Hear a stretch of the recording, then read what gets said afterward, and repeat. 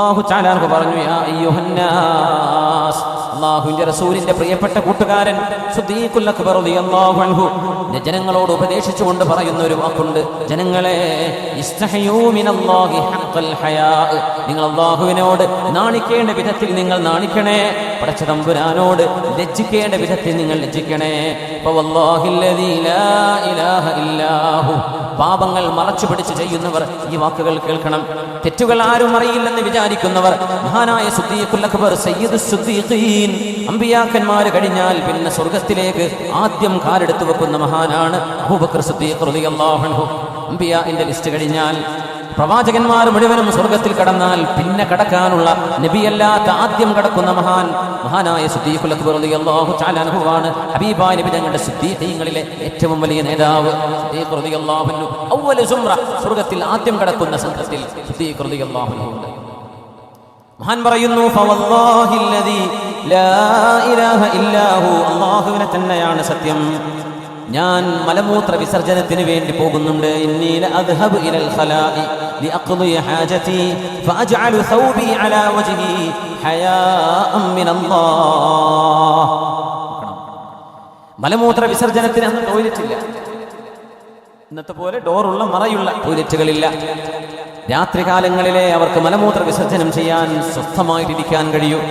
വെളിയിൽ പോകുന്നു, ഏതെങ്കിലും കുറ്റിക്കാടിന്റെ ഇരുളിന്റെ മറവിൽ ചെന്ന് വിസർജ്യം കഴിഞ്ഞ് തിരിച്ചു പോരുന്നു. സിദ്ദീഖ് തങ്ങൾ പറയുന്നു, ഞാൻ മലമൂത്ര വിസർജനത്തിന് വേണ്ടി ഞാൻ ഒറ്റയ്ക്കിരിക്കുന്ന നേരത്ത് എൻ്റെ മുഖം എൻ്റെ വസ്ത്രം കൊണ്ട് ഞാൻ മറക്കാറുണ്ട്. എൻ്റെ മുഖം ഞാൻ നാണം കൊണ്ട് മറച്ചു പോകുന്നുണ്ട്.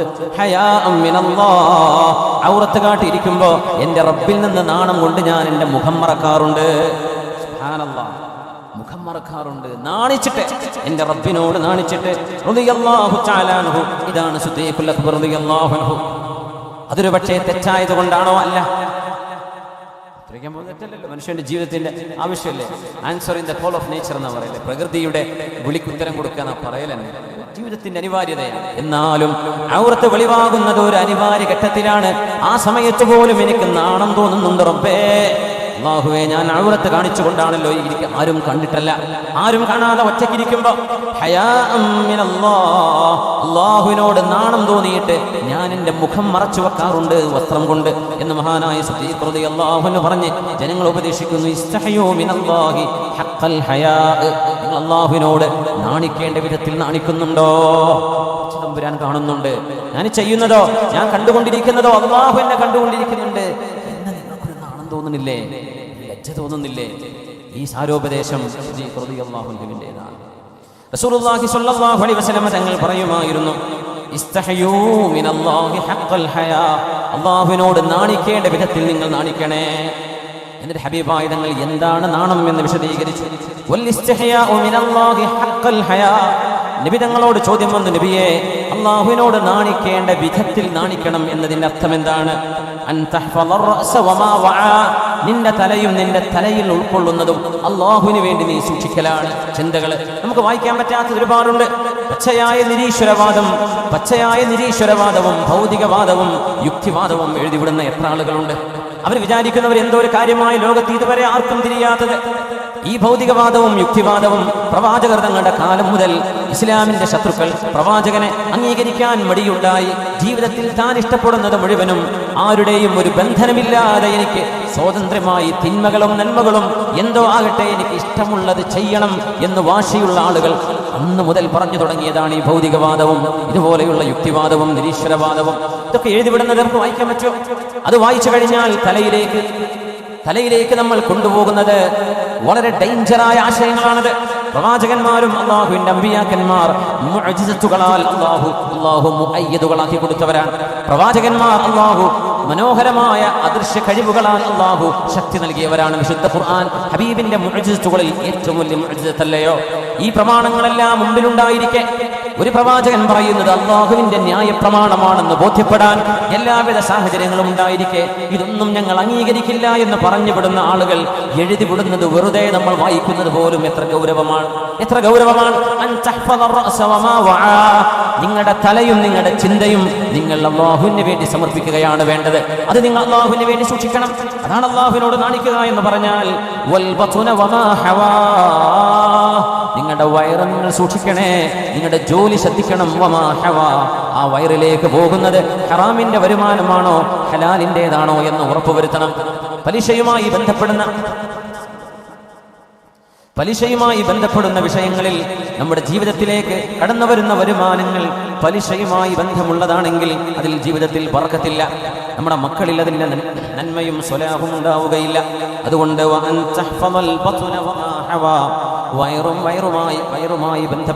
വയറുമായി ബന്ധപ്പെട്ട മുഴുവൻ അതിലേക്ക് പോകുന്നത് നമ്മുടെ വരുമാനം, നമ്മുടെ ഭക്ഷണം, ഇതെല്ലാം സൂക്ഷിക്കലാണ്. ومن تذكر البلا ترك زينة الحياة الدنيا ومن تذكر البلا പടച്ചവനെ മരിച്ചുപോയി ഖബറിൽ കിടക്കണല്ലോ എന്ന് ആലോചിക്കുന്ന ഒരാൾ തറക സീനത ദുനിയാ, ഐഹികമായ ലോകത്തിന്റെ എല്ലാ പളപളപ്പും ഭൗതിക ജീവിതത്തിന്റെ എല്ലാ ആസ്വാദനങ്ങളും അവർ ഉപേക്ഷിക്കുന്നവരാണെന്ന് പരിശുദ്ധ റസൂൽ സ്വല്ലല്ലാഹു അലൈഹി വസല്ലം. അതുകൊണ്ട് ഉപദേശകനെ കാത്തു നിൽക്കാതെ നമ്മൾ വിശുദ്ധ ഖുർആന്റെ ഉപദേശങ്ങൾ സ്വീകരിക്കുകയും وإذا خلوت بريبة في ظلمة والنفس داعية إلى الطغيان فاستحي من نظر الإله وقل لها إن الذي خلق الظلام يراني وإذا خلوت بريبة في ظلمة, ഇരുളുണ്ടാകുമ്പോൾ ആരാരും കാണില്ല എന്ന് തോന്നുമ്പോൾ തിന്മകളിലേക്ക് അഭയം തേടുന്നവരെ, മദ്യപാനവും വ്യഭിചാരവും മോശമായത് കണ്ടിരിക്കലും നോക്കിയിരിക്കലും വായിച്ചിരിക്കലും ഇന്ന് മനുഷ്യനെ ബാധിച്ച വിശ്വാസികളെയും അല്ലാത്തവരെയും ഒരുപോലെ ബാധിച്ച ഏറ്റവും വലിയ മാലിന്യം മനുഷ്യന്റെ കണ്ണുകളെ കൊണ്ട് തിന്മകൾ പച്ചയായി കാണാനുള്ള അവസരങ്ങൾ ഉണ്ടായി എന്നതാണ്. ഇന്ന് ലോകത്തിന്റെ ഏറ്റവും വലിയ ഫിത്ന അതാണ്. ടെക്നോളജിയോ നമ്മുടെ സ്മാർട്ട് ഫോണുകളോ നമ്മുടെ മൊബൈൽ ഫോണുകളോ നമ്മൾ ഉപയോഗിക്കുന്ന ഗാഡ്ജറ്റുകൾ എന്തോ ആകട്ടെ, തിന്മകൾ കാണാനുള്ള വഴി ഒരു മനുഷ്യന്റെ സ്വകാര്യതയിലേക്ക് ആരും അറിയാതെ തിന്മകൾ നോക്കിയിരിക്കാൻ മനുഷ്യൻ ചെലവഴിക്കുന്ന സമയം.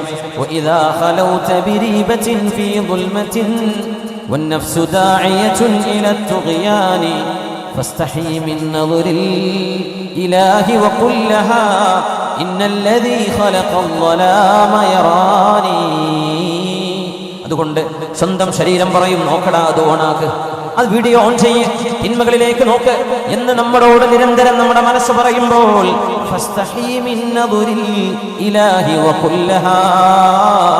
കാരുണ്യവാൻ കാണുന്നുണ്ട് എന്നോർത്ത് നീ ഒന്ന് നാണിക്കണ്ടയോ? ആരും കാണാത്തിടത്തും അല്ലാഹു നിന്റെ കൂടെയുണ്ട് എന്ന് നിനക്ക് ഓർമ്മ വേണ്ടയോ? നീ നാണിക്കണം. മിന്നദുരിൽ ഇലാഹി, കാരുണ്യവാനായ സത്താവ് നിന്നെ കാണുന്നുണ്ട്. നിന്റെ നഫ്സിനോട് പറയ്, ഇന്നല്ലദീ ഖലഖൽ ളലാമ യറാനി, ഇരുട്ട് പടച്ചവൻ, ഇരുട്ടിനെ ഉണ്ടാക്കിയവൻ എന്നെ നോക്കുന്നുണ്ട്. ഇന്ന് അനാവശ്യമായ ഏറ്റവും മോശമായ വീഡിയോകൾ ശ്രദ്ധിക്കുന്നതിൽ പുരുഷന്മാരുടെ അനുപാതത്തെക്കാളും കൂടുതൽ പെണ്ണുങ്ങളുണ്ട് എന്നാണ് കണക്ക്. സ്ത്രീജനങ്ങളിൽ വലിയൊരു വിഭാഗം ഇതിന് അഡിക്റ്റുകളാണത്രേ. പുരുഷന്മാർക്ക് അഡിക്ഷൻ വരുന്നുണ്ട്. നിരന്തരമായും തിന്മകളിലേക്ക് നോക്കാനുള്ള ഒരുതരം മയക്കുമരുന്ന് പോലെയുള്ള ഒരുതരം അടിമത്വം സ്ക്രീനുകളിലേക്ക് മനുഷ്യന് വരുന്നുണ്ട് എന്നാണ് ഇന്നത്തെ പഠനം. അല്ലാഹു കാണുന്നുണ്ട് എന്നോർത്ത് നീ ഒന്ന് നാണിക്കുന്നുണ്ടോ? നിന്റെ നഫ്സിനോട് പറയണേ, ഇന്നല്ലദീ ഖലഖൽ ളലാമ യറാനി, ആരും കാണാത്ത ആരും അറിയാത്ത ഈ ഇരുളിന്റെ മറവിനെ പടച്ചവൻ പോലും ആ റബ്ബല്ലയോ, അല്ലാഹു നിന്നെ കാണുന്നുണ്ട് എന്ന് നഫ്സിനോട് പറയണേ. ആ ഒരു ബന്ധമാണ്, ആ ഒരു തോന്നലാണ് തിന്മകളിലേക്ക് മനസ്സ് പോകുമ്പോൾ നമുക്കുണ്ടാവേണ്ടത്. നമ്മളെ നിയന്ത്രിക്കണം ആദ്യം. അല്ലാഹു നമുക്കതിന്റെ തൗഫീഖ് നൽകട്ടെ. അതിന് നബി തങ്ങൾ ദുആയിരക്കാൻ പറഞ്ഞ ദുആയുണ്ട്. അല്ലാഹുമ്മ ആതി നഫ്സി തഖ്വാഹാ വസക്കിഹാ അൻത ഖൈറു മൻ സക്കാഹാ അൻത വലിയുഹാ വമൗലാഹാ. ഹബീബായ തങ്ങൾ പഠിപ്പിച്ച ദുആയാണിത്. അല്ലാഹുവേ ആതി നഫ്സി തഖ്വാഹാ, എൻ്റെ ശരീരത്തിന്റെ എൻ്റെ നഫ്സിനെ നിയന്ത്രിക്കാനുള്ള കഴിവ് നീ എനിക്ക് നൽകണേ റബ്ബേ. ഒരു മനുഷ്യൻ അവനവനെ കൺട്രോൾ ചെയ്യാൻ പറ്റാത്തൊരവസ്ഥ, അത് വലിയ അപകടമാണ്. നമുക്ക് നമ്മുടെ ഇമോഷൻസ്, നമ്മുടെ വികാരങ്ങൾ, നമ്മുടെ വിചാരങ്ങൾ, നമ്മുടെ തോന്നലുകൾ, നമ്മുടെ വികാര വിക്ഷോഭങ്ങൾ ഇത് നിയന്ത്രിക്കാൻ കഴിയാതെ വരുന്നത് വലിയൊരു ദുരന്തമാണ്.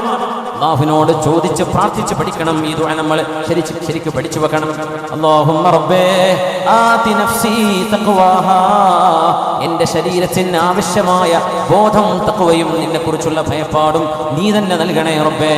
വസക്കിഹാ, എൻ്റെ ശരീരത്തെ നീ ശുദ്ധിയാക്കി തരണമേ. അൻത ഖൈറു മൻ സക്കാഹാ, നീയാണല്ലോ റബ്ബേ ശരീരത്തെ ഏറ്റവും നന്നാക്കി തരുന്നവൻ.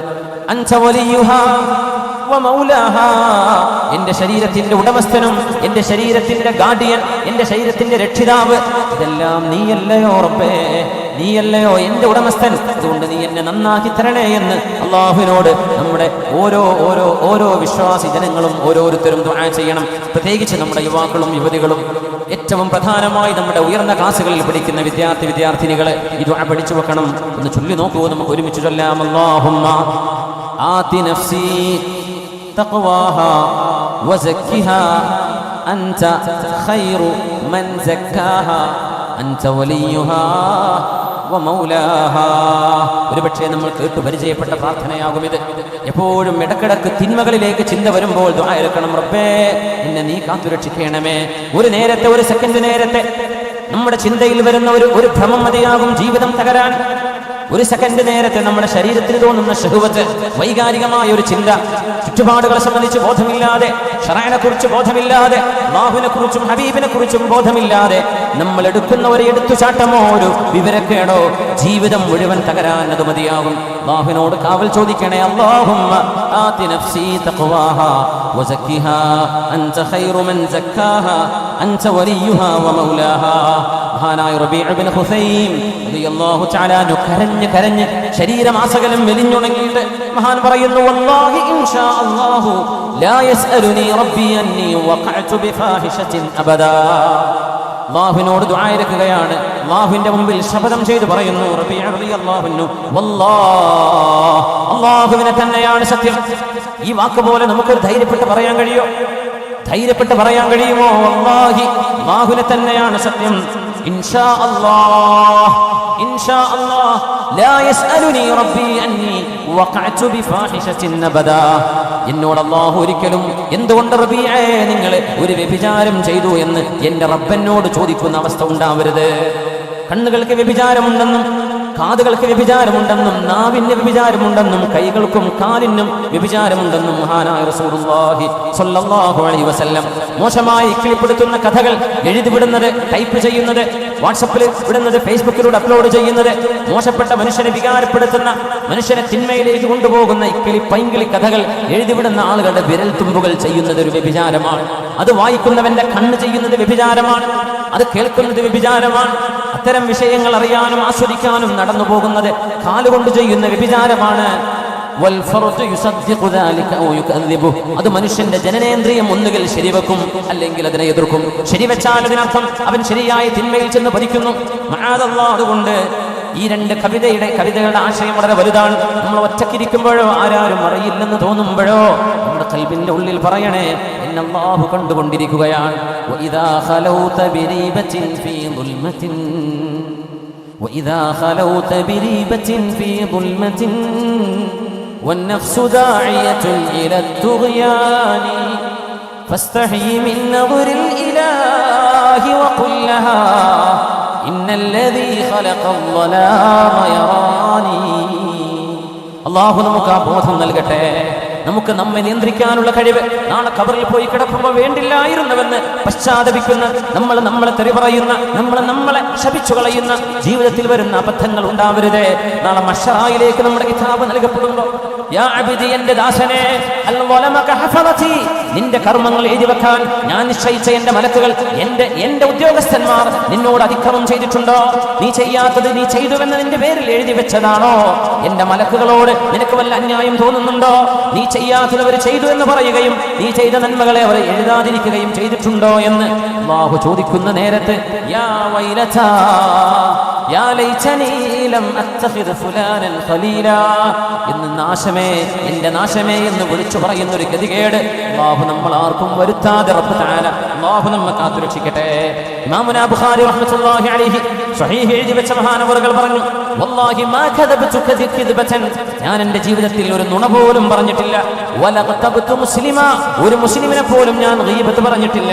മുൻദു അലിംതു അന്നൽ ഗീബത തസ്രി ബി അഹ്ലിഹാ, ഗീബത്ത് പറഞ്ഞാൽ അത് പറയുന്ന ആളുടെ രസമാണ്. കൂടെയുള്ള ആളുകൾ ചിരിച്ചിരുന്നവരും കൈയടിച്ചിരുന്നവരും തക്ബീർ ചൊല്ലിയുന്നവരും. പക്ഷേ ഒരു ഗീബത്ത് പറഞ്ഞാൽ അത് പറയുന്നവന്റെ അമലുകൾ പൊളിച്ചു കളയുന്നതാണ് എന്ന് ബോധ്യപ്പെട്ടതിന്റെ ശേഷം കളവ് പറഞ്ഞാൽ ആ കളവ് പറയുന്ന ആളിന് അല്ലാഹുവിന്റെ കോപമുണ്ടാകുമെന്ന് ഞാൻ മനസ്സിലാക്കിയ കൊച്ചുനാൾ മുതൽ എൻ്റെ ജീവിതത്തിൽ ഞാൻ കളവ് പറഞ്ഞിട്ടില്ലെന്നും ഒരാളെയും ഞാൻ മോശമായി പറഞ്ഞിട്ടില്ലെന്നും ഇമാമുനാ ബുഖാരി മുഹമ്മദ് ബിൻ ഇസ്മാഈലുൽ ബുഖാരി റഹ്മത്തുള്ളാഹി അലൈഹി, ഇന്നത്തെ ഉസ്ബെക്കിസ്ഥാനിൽ അന്ത്യവിഷമം കൊള്ളുന്ന മഹാൻ, ഉസ്ബെക്കിസ്ഥാന്റെ തലസ്ഥാന നഗരിയായ ടാഷ്കന്റിൽ നിന്ന് ഒരു 300 കിലോമീറ്റർ അകലെ സമർഖന്ദിൽ മഹാനായ ഇമാം ബുഖാരി തങ്ങളുടെ മഖാമുണ്ട്. അവിടെ സിയാറത്ത് ചെയ്യാൻ കഴിയും. ഇമാമുനാ ബുഖാരി ലോകം ഹദീസിന്റെ വെളിച്ചം കൊണ്ട് ലോകത്തെ പ്രഭയാക്കി തന്ന അൽ മുഹദ്ദിസുർ റബ്ബാനി വൽ ആലിമു സുബ്ഹാനി മഹാനായ മുഹമ്മദ് ബിൻ ഇസ്മാഈലുൽ ബുഖാരി റഹ്മത്തുള്ളാഹി അലൈഹി,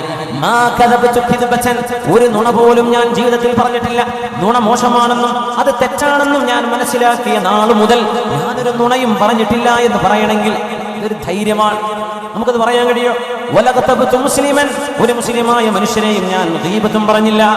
ഇത് പറയാനുള്ള ഒരു കരുത്ത്, ഒരു തരത്തിലുള്ള ധൈര്യം മഹാനായ ഇമാമുനാ ബുഖാരി റഹ്മത്തുള്ളാഹി അലൈഹി. അതുകൊണ്ട് മുഅ്മിനേ, നമ്മൾ ഇന്ന് ചർച്ച ചെയ്യുന്ന വിഷയം തിന്മകൾ കാണുമ്പോൾ ആ തിന്മകൾ തിന്മയാണെന്ന് വിളിച്ചു പറയാനും തിന്മകളെ തിരുത്താനും തിന്മകൾ നടക്കാതെ ഈ രാജ്യത്തെ, നമ്മുടെ നാടിനെ, മനുഷ്യ സമൂഹത്തെ മൃഗങ്ങളുടെ സ്വഭാവങ്ങളിൽ നിന്ന് മനുഷ്യത്വത്തിലേക്ക് തിരിച്ചു കൊണ്ടുവരാൻ ചെറിയവർക്കും വലിയവർക്കും ആണുങ്ങൾക്കും പെണ്ണുങ്ങൾക്കും അവർക്ക് ഇടപെടേണ്ട അനിവാര്യതയുണ്ട്. പ്രത്യേകിച്ച് അവനവന്റെ ചിന്തകളും ആശയങ്ങളും ഒരാളെയും വേദനിപ്പിക്കാതെ എന്നാൽ തെറ്റുകൾക്ക് തിരുത്ത് ലോകത്തിന് പറഞ്ഞു കൊടുക്കാനുള്ള മീഡിയ സംവിധാനങ്ങൾ ഓരോരുത്തരുടെയും കയ്യിലുണ്ടായിരുന്നിട്ട് എന്തുകൊണ്ടൊരു തിരുത്ത് നമ്മൾ കൊടുത്തില്ല എന്ന് അള്ളാഹു ചോദിച്ചാൽ ഞാൻ പറഞ്ഞാൽ അത് ആര് കേൾക്കാനാണ് എന്നൊരു മറുപടി 21ാം നൂറ്റാണ്ടുകാർക്ക് പറയാൻ കഴിയില്ല. ഈ ഫേസ്ബുക്കും വാട്സപ്പും ഉള്ള കാലത്ത് തിന്മകളെ തിന്മകളായിട്ട് തന്നെ അതിനെ മനസ്സിലാക്കുകയും അത് തിരുത്താനുള്ള ആഹ്വാനം നടത്തുകയും ചെയ്യേണ്ട അനിവാര്യത ഹബീബായ നബി തങ്ങൾ പറഞ്ഞു.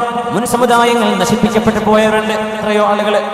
എത്രയോ ആളുകൾ നമ്മൾ പെട്രയെ കുറിച്ച് പറയും. ജോർഡാനിന്റെ ഭാഗമാണ് പെട്ര. ജോർഡാനിന്റെ ഈസ്റ്റിലേക്ക്, നോർത്ത് ഈസ്റ്റിലേക്ക്, സൗദി അറേബ്യയുടെ നോർത്ത് വെസ്റ്റിലേക്ക് മദായിൻ സ്വാലിഹ്, അതിനിപ്പുറത്ത് പെട്ര, ആ പ്രദേശങ്ങൾ സമൂദ് ഗോത്രക്കാർ, സ്വാലിഹ് നബി അലൈഹിസ്സലാമിന്റെ ആളുകൾ ജീവിച്ചു പോയ സ്ഥലം. ഇത് ടൂറിസ്റ്റ് കേന്ദ്രങ്ങളാണ്. അത് ടൂറിസത്തിന്റെ സ്ഥലങ്ങളല്ല എന്നാണ് നാം പറയുന്നത്, അദാബിന്റെ സ്ഥലങ്ങളാണ്. നിങ്ങൾ അതിലൂടെ കടന്നു പോകുമ്പോൾ ഇല്ല അൻതും ബാഖൂൻ, കരഞ്ഞുകൊണ്ടല്ലാതെ സ്വഹാബികളെ ഇതിലെ കടന്നു പോകരുത് എന്ന് നബി തങ്ങൾ തബൂക്കിലേക്ക് പോകുമ്പോൾ പറഞ്ഞു കൊടുത്തിട്ടുണ്ട് സ്വല്ലല്ലാഹു അലൈഹി വസല്ലം. ആ മലകൾ വലിയ വലിയ പർവ്വതങ്ങളാണ് അവര് വീടുകളാക്കി കൊത്തിയെടുത്തത്. ഇന്നൊന്ന് വെറുതെ നെറ്റിലൊന്ന് പെട്ര എന്ന് അടിച്ചു നോക്കിയാൽ കാണാൻ പറ്റും. സമൂദുകാർ യൻഹിതൂന മിനൽ ജിബാലി ബുയൂത, അവര് പർവ്വതങ്ങളെ തുരന്ന് വീടുണ്ടാക്കിയവരാണ് എന്ന് ഖുർആൻ പറഞ്ഞതിനെ ശരിക്കും കാണണമെങ്കിൽ ഗൂഗിൾ ഇമേജസിൽ പെട്ര PETRA പെട്ര നടിച്ചു കൊടുത്താൽ മനസ്സിലാവും. സമൂദുകാരുണ്ടാക്കി വെച്ച മലകൾ പർവ്വതങ്ങളെ വീടുകളാക്കി മാറ്റിയ ഇന്നും അവിടെ നിലനിൽക്കുന്നു. ആരെങ്കിലും പിന്നെ അവിടെ പോയി പാർത്തില്ല. എന്തേ? ആ സമുദായം നശിപ്പിച്ചു. പിന്നെ ആരും അവിടെ അനന്തരെടുത്തിട്ടില്ല. വാപ്പാന്റെ വീട് വലിയ വലിയ മലകളാണ്, വലിയ ജനലും വാതിലുമുള്ള വീടുകളായി കോട്ടകളാക്കി ഇവർ പണിതത്. ആരെങ്കിലും പാർത്തോ? അല്ലാഹു നശിപ്പിച്ചു. ഇറ്റലിയുടെ ഭാഗമായ ഒരു സ്ഥലമുണ്ട്, പ്യൂംപി എന്ന് പറയുന്ന സ്ഥലം. പ്യൂംപി വ്യഭിചാരം പച്ചയായി തെരുവുകളിൽ വ്യഭിചാരം നടത്തിയ ആളുകളാണ്. ആ വ്യഭിചാരത്തിൽ പ്രത്യേകത എല്ലാ അങ്ങാടികളുടെ ചുമരുകളിലും പുരുഷനും സ്ത്രീയുടെയും നഗ്നമായ രൂപങ്ങളും ചിത്രങ്ങളും പച്ചയായി എഴുതി വെച്ചിരുന്ന ചിത്രപ്പണിയെടുത്തിരുന്ന പ്യൂംപി എന്ന് പറയുന്ന നാട്ടുകാർ, ഇറ്റലിക്കാരാണ്. ആ നഗരം അല്ലാഹു നശിപ്പിച്ചത്. ഇന്ന് അവിടെ ചരിത്രാവശേഷിപ്പുകളുണ്ട്. എന്താ? ആ പ്യൂംപിയിലേക്ക് കിടക്കുമ്പോ ചെറിയ മക്കളെ, അതൊരു മ്യൂസിയം സിറ്റിയാണിന്ന്. അല്ലാഹു തആല പാറകൾക്കുള്ളിലെ തിളച്ചുമറിയുന്ന ഭൂമിക്കുള്ളിലെ ലാവ, അഗ്നിപർവ്വതം ഉണ്ടാകുമ്പോഴുണ്ടാകുന്ന ലാവ പ്യൂംപി നഗരത്തിലേക്ക് അടിച്ചു വന്ന് വ്യഭിചാരത്തിൽ ഏർപ്പെട്ടിരുന്ന ആണിന്റെയും പെണ്ണിന്റെയും ദേഹത്തിലൂടെ ആ ചുട്ടുപൊള്ളുന്ന കുഴമ്പ് പോലെയുള്ള പാറയുടെ അല്ലാഹുവിന്റെ ഈ ലാവയുടെ ആ ഒരു ലായനി ദേഹത്തുകൂടെ കവിഞ്ഞു പോയപ്പോ കിടന്ന കിടപ്പിൽ കല്ലുകളായി മാറിയ മനുഷ്യന്മാർ ഇന്നും ആ മ്യൂസിയം പോലെയുള്ള ഈ പ്യൂംപിയിലേക്ക് ചെറിയ കുട്ടികളെ കൊണ്ടുപോകില്ല. എന്തേ? ആണും പെണ്ണും പച്ചയായി തോന്നിവാസം ചെയ്തുകൊണ്ടിരിക്കുന്ന നേരത്ത് അവരുടെ ദേഹത്തു കൂടെയാണ് അദാബ് വന്നത്. അവരങ്ങനെ കല്ലായി ഉറച്ചു. കൈ വായ തുറന്ന് കൈ പൊക്കി വെച്ച് കാല് പൊക്കി വെച്ച് തമിഴ്ന്ന് കിടന്ന് ഇങ്ങനെയൊക്കെ കിടക്കുന്ന മനുഷ്യക്കോലങ്ങൾ. ഇന്നും മനുഷ്യന്റെ രൂപം അതുപോലെ ആ തടിയങ്ങ് കല്ലായിപ്പോയി. പ്യൂംപി ഒന്ന് ഗൂഗിൾ ഇമേജ് നോക്കും. പ്യൂംപിയിലെ മനുഷ്യന്മാർ അത് കാണേണ്ട അദാബ് എങ്ങനെ വന്നു എന്ന് അല്ലാഹു പറയുന്നുണ്ട്. അല്ലാഹു സുബ്ഹാനഹു വ തആലയുടെ അദാബ് വന്ന അത്ഭുതങ്ങൾ ഒരുപാടില്ലേ ലോകത്ത്. എന്തേ? അല്ലാഹു തിന്മകളെ പൊറുപ്പിക്കൂല. ബീവായ നബിയുടെ ദുആയുണ്ട് ഉമ്മത്തിന് വേണ്ടി. ആ ദുആയുടെ ബലത്തിലാണ് അല്ലാഹു പെട്ടെന്നുള്ള അദാബ് ഇറക്കാത്തത്. വിശുദ്ധ നബി തങ്ങൾ പറഞ്ഞു, ഇന്നമാ ഹലകല്ലദീന മിൻ ഖബ്ലികും, നിങ്ങളുടെ മുൻഗാമികൾ നശിക്കാൻ കാരണം.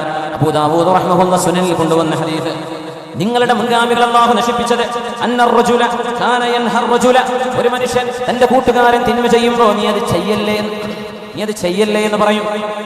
കുടിക്കുന്നോട് നീ കുടിക്കല്ലേ എന്ന് പറയും. വ്യഭിചരിക്കുന്നവോട് വ്യഭിചരിക്കല്ലേ എന്ന് പറയും. പെണ്ണുങ്ങളുടെ പിന്നാലെ നടക്കുന്നോട് നീ ചെയ്യല്ലടോ മോശല്ലേ എന്ന് പറയും. പിന്നെ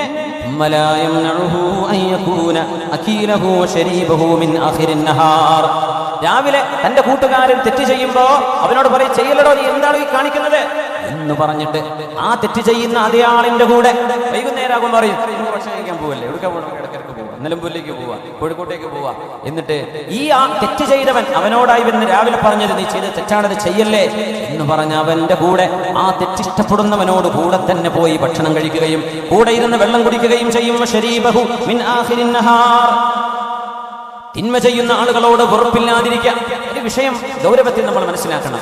നമ്മൾ തെറ്റ് ചെയ്യുന്നുണ്ടോ ഇല്ലേ എന്നതിനപ്പുറം തെറ്റിനോട് നമ്മുടെ മനസ്സിൽ ഇഷ്ടമുണ്ടോ ഇല്ലേ എന്നാണ് ചോദിക്കേണ്ടത്. വ്യഭിചാരം കിട്ടിയ തരക്കേടില്ല എന്നാ മനസ്സിൽ തോന്നുന്നത്. അടി കിട്ടുമല്ലോ എന്ന് പേടിച്ചിട്ടാണ് ചെയ്യാണ്ടിരിക്കുന്നത്.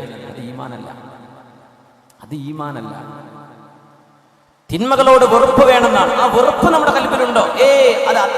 ഇന്നഹു കാന ഫാഹിഷതൻ വസാഅ സബീല, അല്ലാഹു മോശമാണ്, വളരെ മോശമാണ് എന്ന് അല്ലാഹു പറഞ്ഞത് ഞാൻ എൻ്റെ ജീവിതത്തിലേക്ക് കൊണ്ടുവന്ന എൻ്റെ ഭാര്യയല്ലാതെ എൻ്റെ ശരീരത്തിന്റെ രഹസ്യങ്ങൾ അറിയാൻ മറ്റൊരാളില്ല എന്ന് നമ്മുടെ കൽബിൽ നമ്മൾ ഉറക്കുന്നുണ്ടോ? കള്ളു കുടിക്കാൻ ആഗ്രഹമുണ്ട്, പക്ഷേ കുടിക്കാറില്ല. അതല്ല ഈമാൻ. തിന്മയോട് വെറുപ്പ് നമുക്ക് തോന്നുന്നുണ്ടോ എന്നാണ് ചോദിക്കേണ്ടത്.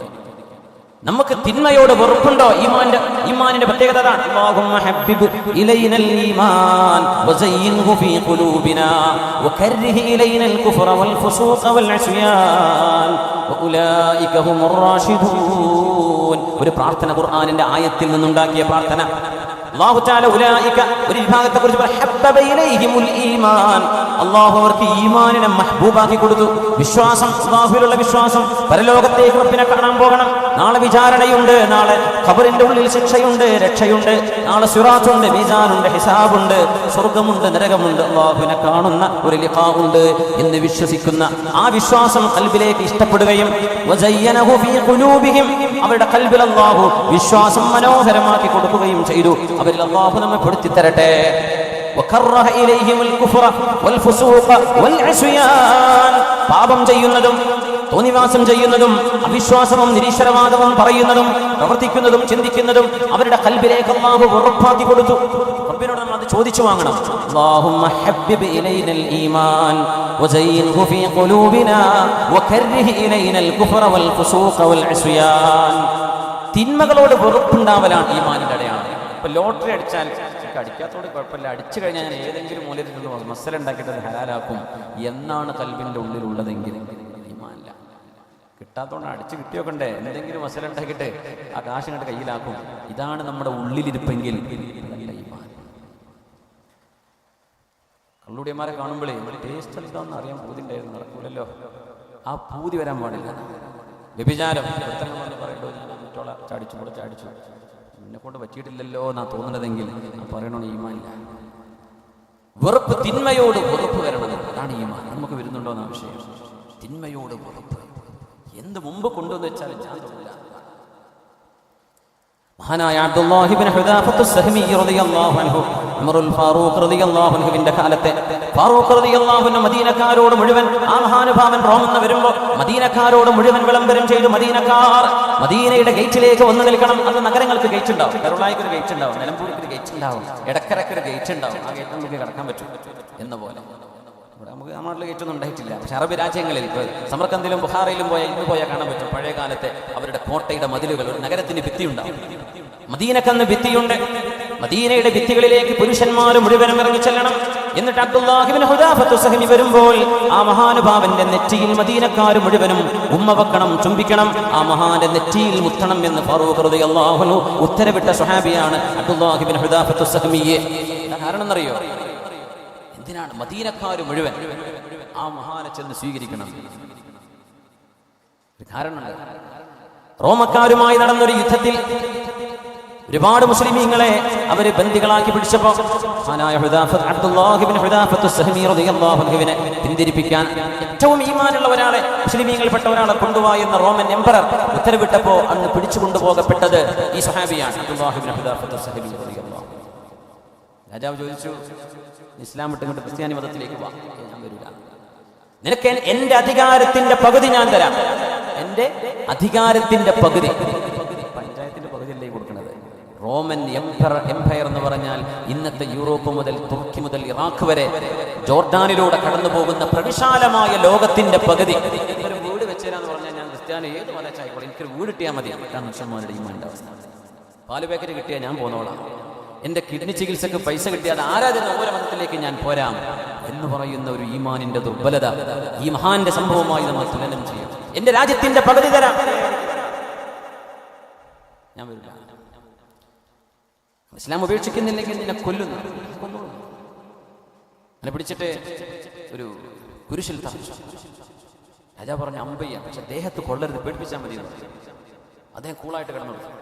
അവരങ്ങനെ അമ്പ ചെയ്തു, ഒരു കുലുക്കല്ല, ഒന്നും ചെയ്യേണ്ട, ഇറക്കിക്കൊള്ളുന്നു. പിന്നെ ചെയ്തതൊരു ഏറ്റവും വലിയ ക്രൂരതയാണ്. ആ മഹാനുഭാവനെ ജയിലിലടച്ച് ഭക്ഷണം കൊടുത്തില്ല. 4 ദിവസം കഴിഞ്ഞ് ഭക്ഷണമില്ലാണ്ട്, എന്നിട്ട് ഒരു കുപ്പി കള്ളും അതോടൊപ്പം പന്നിമാംസം വേവിച്ചതും കൊണ്ടുപോയി കൊടുത്തു, ജയിലിൽ കൊണ്ടുപോയി ചോദിച്ചു. ആ നേരത്ത് മഹാൻ പറഞ്ഞൊരു വാക്കുണ്ട്, അല്ലാഹുവേ, ഒരു മനുഷ്യൻ കുടുങ്ങുന്ന നേരത്തെ ഇത് ഹലാലാണെന്ന് നീ എനിക്ക് വിധിച്ചിട്ടുണ്ട്. അങ്ങനെയാണല്ലോ, വേറെ ഒരു ഭക്ഷണമില്ല, ഒന്നും കയ്യിലില്ല, ഒരു വെള്ളവുമില്ല, തൊണ്ട വരണ്ട് മരിക്കാൻ പോവാ. അങ്ങനത്തെ ഒരു ഘട്ടത്തിൽ അവനവന്റെ ജീവൻ നിലനിർത്താൻ മാത്രം ഒരു ഹറാം അല്ലാഹു അനുവദിച്ചു കൊടുക്കുന്നു. ഒരു ഘട്ടത്തിൽ ആ നേരത്തെ ഒരു മാംസം അതേ ഉള്ളൂ, വേറെ ഒന്നും ഒരു ഭക്ഷണവും ലഭ്യമല്ല.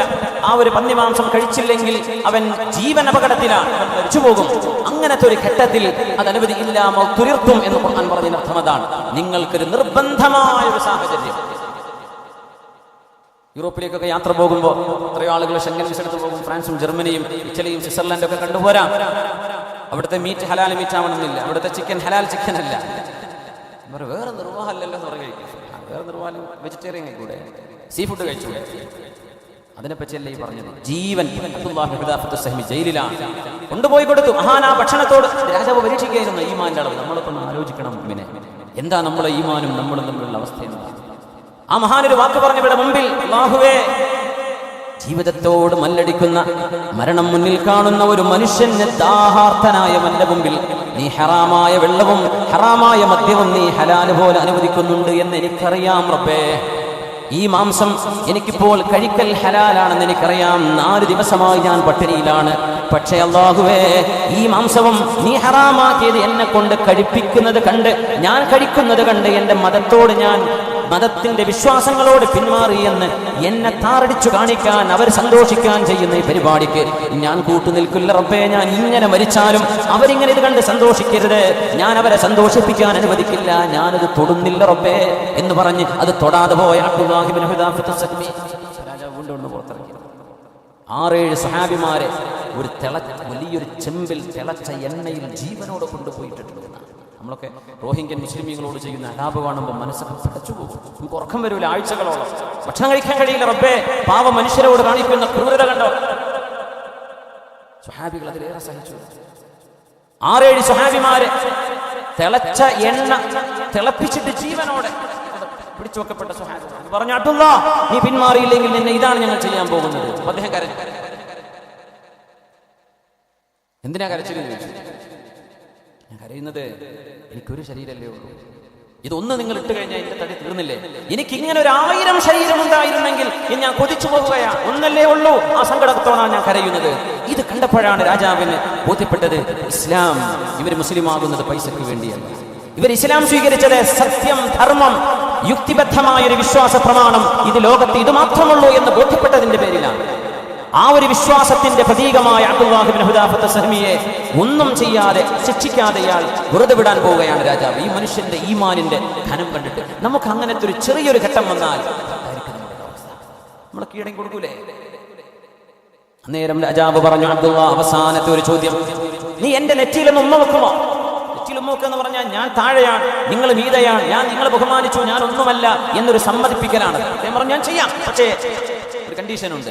ഞാനത് ചെയ്താൽ എന്റെ കൂടെയുള്ള 10, 70, 80 സ്വഹാബിമാർ, മുസ്ലിമീങ്ങൾ, താബിഈങ്ങളുണ്ട്, അവരെ നിങ്ങൾ വിട്ടയക്കണം എന്റെ കൂടെ. അദ്ദേഹം പറഞ്ഞു, നീ എന്റെ നെറ്റിയിലൊന്ന് ഉമ്മ വെച്ചാൽ നിന്നെ ഞാൻ വിട്ടയക്കാം. മഹാനോട് പറഞ്ഞു, ഞാനത് ചെയ്യാം, പക്ഷേ എന്റെ കൂടെയുള്ള 80 ആളുകളുടെ ജീവൻ അതുകൊണ്ട് രക്ഷപ്പെടണം, എന്റേത് മാത്രമല്ല. ഞാൻ തരാം. രാജാവിന് എങ്ങനെയെങ്കിലും അബ്ദുല്ലാഹി തങ്ങൾ കീഴടങ്ങണമെന്ന ആഗ്രഹത്തിലേക്ക് എത്തി. അങ്ങനെ ആ രാജാവിന്റെ നെറ്റിയിൽ അദ്ദേഹം ഉമ്മ വെച്ചു. ഒന്നുമില്ല, പ്രതീകാത്മകമായി ആ ഒരു സാഹചര്യം 80 ആളുകളുടെ ജീവൻ രക്ഷിക്കാൻ. ആ സംഭവം കഴിഞ്ഞ് വരുമ്പോഴാണ് ഫാറൂഖ് റളിയല്ലാഹു അൻഹു പറഞ്ഞത്, മദീനക്കാരായ മുഴുവൻ പുരുഷന്മാരും മദീനയുടെ ഗേറ്റിലേക്ക് നിൽക്കണം. ഇനി വരാനുള്ള അബ്ദുല്ലാഹി ഇബ്നു ഹുദാഫത്ത് സഹമിയുടെ നെറ്റിയിൽ നിങ്ങൾ ഉമ്മ വെക്കണം. അന അബ്ദഉ ബിഹിം, ഞാനാണത് ആദ്യം ചെയ്യുന്നത് എന്ന് പറഞ്ഞ് ആ നെറ്റിയിൽ ഉമ്മ ചാർത്തിയ ഉമർ ഇബ്നുൽ ഖത്താബ് റളിയല്ലാഹു അൻഹു മദീനക്കാർ മുഴുവനും നമ്മളിവിടെ കിടക്കുന്നു, നമ്മുടെ ഈമാൻ ഇവിടെ കിടക്കുന്നു. അല്ലാഹുവിനോട് ചോദിക്കണം, അല്ലാഹുമ്മ ഹബ്ബിബ് ഇലൈനൽ ഈമാൻ, അല്ലാഹു ഞങ്ങളുടെ ഹൃദയത്തിലേക്ക് ഈമാൻ മഹ്ബൂബാക്കി തരണം. ഈമാനോട് ഇഷ്ടം വരാം. അത് നമ്മൾ പഠിക്കുമ്പോഴാണ് അതിനോട് ഇഷ്ടം വരാം, അറിയുമ്പോഴാണ് അതിനോട് ബഹുമാനം വരാം. അല്ലാഹുമ്മ ഹബ്ബിബ് ഇലൈനൽ ഈമാൻ വസയ്യിൻഹു ഫീ ഖുലൂബിനാ വകർരിഹ് ഇലൈനൽ കുഫ്റ വൽ ഫുസൂഖ വൽ അസ്യാൻ വജഅൽനാ മിനർ റാഷിദീൻ. എഴുന്നേറ്റ് സ്വലാത്ത് ചൊല്ലിയിരിക്കാം. സല്ലു അലൻ നബി മുഹമ്മദിൻ വആലിഹി. അല്ലാഹുമ്മ സല്ലി അലാ സയ്യിദിനാ മുഹമ്മദിൻ وعلى آل سيدنا محمد وبارك وسلم عليه. نقول وكشلي اللهم صل على سيدنا محمد وعلى آل سيدنا محمد وبارك وسلم عليه. نقول اللهم صل على سيدنا محمد وعلى آل سيدنا محمد وبارك وسلم عليه. തേങ്കുപ്പിയൊക്കെ ഒന്ന് കൊണ്ടുപോയി കൊടുക്കി. നമുക്ക് ഇൻഷാ അല്ലാഹ് പരിപാടിയുടെ ഇതിൻ്റെ ചെലവും പന്തലും കണ്ടറിയല്ലോ. നമ്മളെ വീട്ടിൽ ചെറിയ സൽക്കാരം ഉണ്ടാക്കാൻ എത്ര ചെലവ് വരുന്ന, 2 ഡർപ്പായ വാങ്ങിയാൽ തന്നെ അത് വലിയ ചെലവ് വരുന്ന നമ്മുടെ വിദ്യാർത്ഥി സുഹൃത്തുക്കളുടെ SKSന്റെ നമ്മുടെ പ്രവർത്തകന്മാരുടെ കഠിനാധ്വാനമാണ്. എന്ത് ചെയ്യാം, തേങ്കുപ്പി കൊടുക്കി ഇൻഷാ അല്ലാഹ്. അത് ശിഫയുണ്ടെന്ന് അല്ലാഹുവിൻ്റെ ഖുർആൻ പറഞ്ഞ ഔഷധമാണ്. അതുകൊണ്ട് ധൈര്യമായിട്ട് പറയും.